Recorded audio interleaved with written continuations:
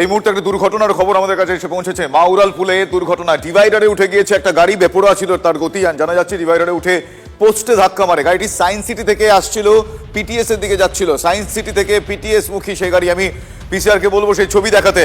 দেখুন কিভাবে ডিভাইডারে উঠে ধাক্কা মেরেছে সেই গাড়ি, নিয়ন্ত্রণহীন হয়ে পড়ে।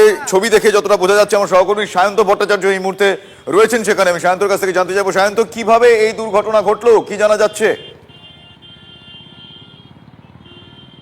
দেখো, যেটা জানা যাচ্ছে সায়েন্স সিটির দিক থেকে এই গাড়িটি উঠেছিল এবং দীর্ঘক্ষণ ধরে আরও একটি গাড়ি তাকে চাপার চেষ্টা করছিল। এই গাড়ির যারা যাত্রী ছিল তারা যে দাবি করেছেন যে চাপার চেষ্টা করছিল এবং সেই চাপার ফলে গাড়িটি নিয়ন্ত্রণ রাখতে পারেনি এবং গাড়িটির গতিও দ্রুত ছিল।